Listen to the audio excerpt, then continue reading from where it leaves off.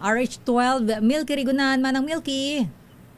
Lakay at Sister L, hindi kailangan magkaroon ng confidential funds ang Department of Education matapos ang insidente ng pamaril sa isang paaralan sa Zamboanga.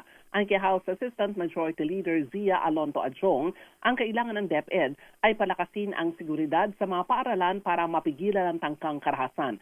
Sabi ni Adjong, time ito dahil tinatalakay ngayon ng Kamara ang panukalang pambansang budget para sa 2027 at mapag-uusapan ang usaping ito. Sa panig ni Manila Representative Joel Chua, dagdag na seguridad at hindi confidential funds ang kailangan ng DepEd para mapanatiling safe zone ang mga paaralan. Paliwanag ni Chua ang questionableng paggamit noon ng confidential funds ang plaksa ngayon ng impeachment trial laban kay Vice President Sara Duterte.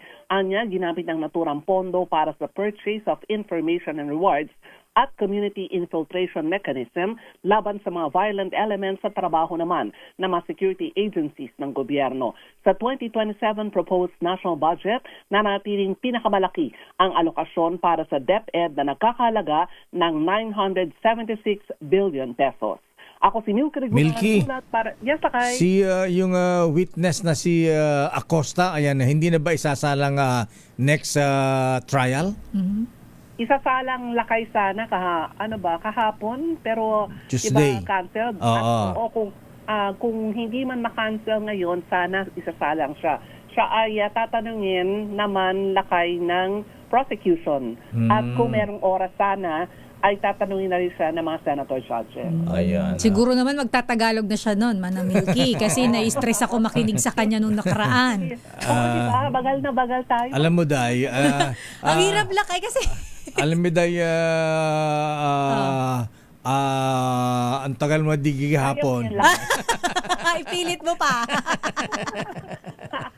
Ano niya, maawatan Hindi na maawatan nga ron. Pastilang mangyod. Kaya nga, simula pa lang ng hearing, Lakay at Sister L, napuna namin, bakit hindi na siya marunong magtagalog? Ba't hindi siya nakakaintindi? Kasi ang tagal niyang isinalang noon sa Good Government Committee and Public Tsaka Accountability. disbursement officer ng DepEd. ng OVP. Nagtatagalog siya noon sa hearing ng 19th Congress ni Congressman Joel Chua.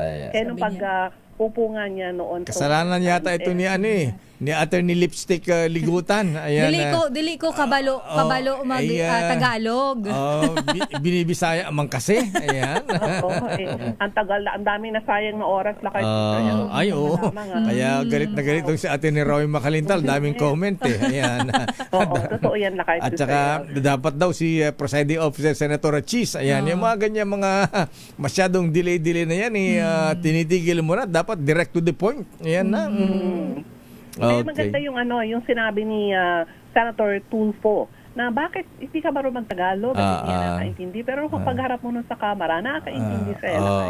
Sabi ni Senator Rodon, apay, di mo amutagi ang Tagalog. Nagbayag ka matan. O kung nawa Japan. Okay, nga rin.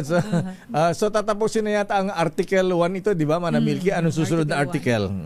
Ang susunod na mga article na kay bribery at yung isa pa dyan, apat kasi pero ang sabi kasi nung ilang mga senator nung mga House prosecutors, pwede na daw kasi malakas na itong sinabi ni Acosta. Pero ang sabi naman ng iba, ay tapusin yung apat na articles of impeachment. Number 1, confidential funds. Number 2, unexplained wealth. Number 3, bribery. At number 4, assassination and grave threats.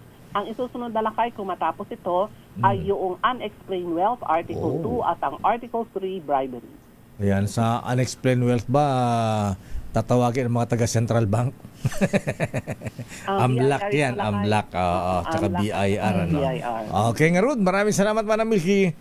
Magandang maulang umaga Lakay at Sister L. Ako si Milky Rigunan nagulat para sa DCRH. Una sa Pilipinas, una sa Pilipinas. Daming